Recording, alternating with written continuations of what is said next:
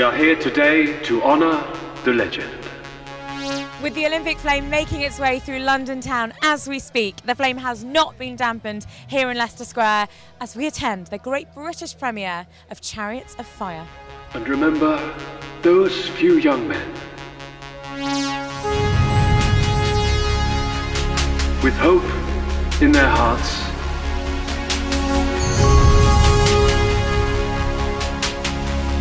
and wings on their heels.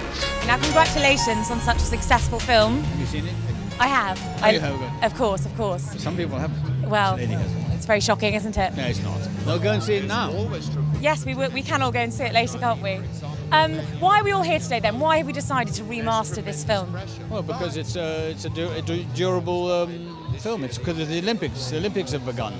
This is the beginning of the Olympic period. So in this country, we won the Olympics, so we decided, well, it's a very good time to bring the film out because people still love the film. The film doesn't really date in a way. The music is maybe, it's the 80s. Then it was very modern. It's the first time they used this kind of music on a film.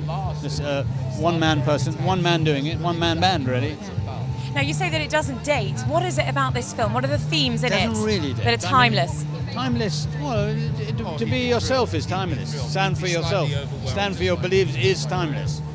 And Don't you give think both of these characters do stand up for They themselves? stand for what they want, what they believe. They will not be diverted from their course by anybody, even a government body like the Committee for the Olympics, a government body. They would not be. They're told they've got to give in for their country. So there's a purity to both of these characters. They are very pure characters, yes. I think so, yeah. And the contrast between them, do you think both characters represent people in today's society who people can then relate to? I think so, yeah. There's a lot of prejudice in our society from different communities, minority communities, and they will identify with Harold Abraham, definitely. Be it black, be Muslim, whatever, people who are not from this country, who live here, they will identify with Harold Abrahams and his struggle to achieve and to be accepted.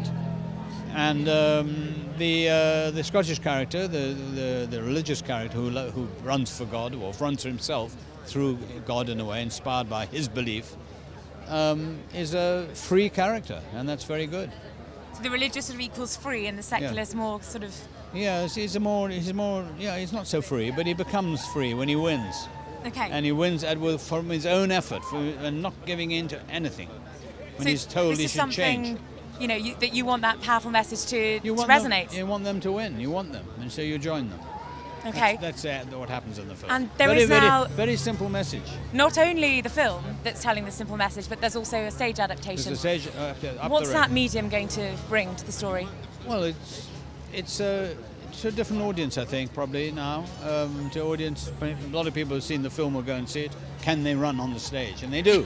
They run around the stage. More about not around the stage. They run into the audience, into the auditorium. You break the arch, and the whole theatre is turned into an arena, a small one, but an Olympic arena. So the audience is sort of part of the action and the drama. And they're on the stage too. The 100 seats on the stage. You can have seats on the stage. You can have seats in the stalls. You can look down upon it, like you're in an Olympic stadium in a way, a mini one. Fantastic. And are you looking forward to the Olympics?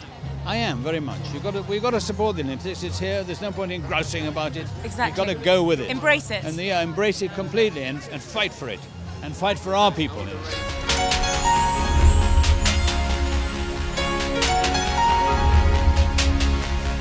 Are you surprised that we're still here today, 30 years on? It's a great surprise to me. It's how can I say it? It's a film with extremely long legs, and as I look around, when I think a film that's 30 years old can generate such interest, it's very moving, and I feel rather insignificant here, but anyway, I'm here. People weren't even born, were they? And they're here today to see it. I know, it's awful, isn't it? Now, you once said, I've got hit down here, that you prefer American roles because of their emotionalism, and that Brits hide behind manners and we have no soul. No, I said I was talking about approaches to acting. And I feel that Americans, they're much more fluid and relaxed. Doesn't make them better actors. And I feel that, but the new generation of actors, the last 3 generations of actors coming out of the drama schools, I think they're much more naturalistic now. So when this film was made, did you feel that the actors in it had soul? Is that why it's still good yes. today? Oh yes, because the man talking just there, Hugh Hudson, the director, he was very careful, dare I say, about his casting, and he wouldn't have compromised. It took him a long time to cast this movie. And he was determined that even the smallest part should be perfect. And is there something about the power of sport that kind of brings out that soul element? Oh yes, because it's animal, isn't it? It's me and my body against a bunch of other hunter-gatherers, you know, hunting the gold, and if they're lucky, gathering up gold.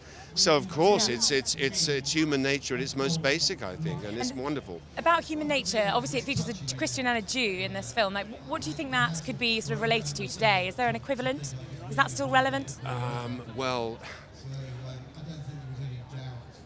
I think it's about tolerance. I think it's about live and let live. I think you may have your differences, but actually it should be possible to live next door to each other and respect each other's religion, creeds, and cultures. In an ideal world, of course, it isn't always like that. But I do feel that most intelligent and sensitive people know that that is a goal to strive for, and I count myself amongst those kind of people. So you're hoping that this film will kind of retell that message in a way? Well, I'm hoping that the film, first of all, will rekindle the Olympic spirit here in London, because they haven't been here for such a long time. I know. Thank goodness it's back. Yeah. And are you still running? I am actually. Yes. Brilliant. Yes, I do. On the treadmill these days, though. Better the for old the knees. knees. Exactly. I know the feeling.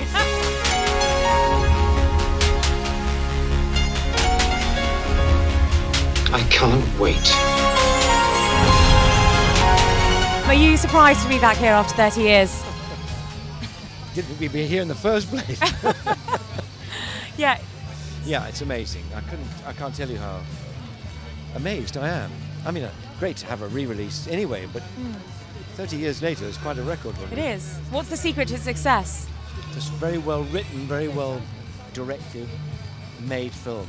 And it's something that, it's not dated because it was about something that was dated anyway. But the characters in the film are really inspirational. Is there a particular character that you do find inspiring? Yeah, I do. You know, we'd never have made the film today because when we made it, there were no stars in this film. It was just, they played actors who were unknown. And you couldn't do that today. There'll probably be Brad Pitt playing me. Did we get better talent back then, do you think? Because no, talent's always been great.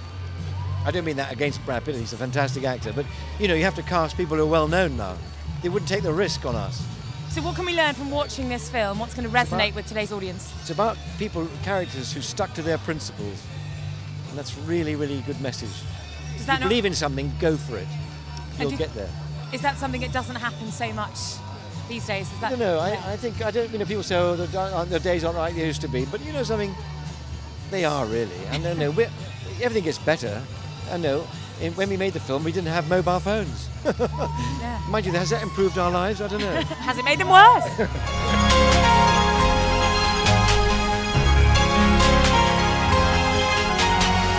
What's the secret behind Chariots of Fire's success? The secret behind it is that it's heartfelt. It's about people first and foremost. It's about the need to achieve and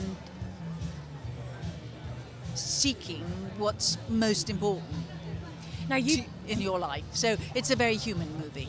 And also it can apply to different people's important things, can't it? Yeah. Now your character is so pivotal in that you're the main supporting role to Ben and to his character. What's the message? What can people take from that in terms of supporting those who are driven in that way? Just about compassion and understanding. I mean, I think she thought he was daft, but she loved him. So she was there. She was there throughout, and she was there when it was all over to pick up the pieces. So it's the ultimate love story in that way. Yeah, yes. And actually, as a couple, they stayed together and had a family and remained married. In real life, that is? In real life, yes. And you played an actress in the film, so you were acting an actress, as it were. How was that? I was so worried about the fact that I couldn't sing that I didn't even think about it. That was the prime concern. And you're obviously delighted to be here now after 30 years. Yes. And to see the success. Yes, because it's a beautiful, beautiful movie. And it's as relevant now as it was then. So it's lovely to see it again. And also because it's so much about people. And movies that are about people are very special to me. Extraordinary. Well, there we have it, a great British premiere for a great British classic. I'm Rachel Mullins for Premiere Scene.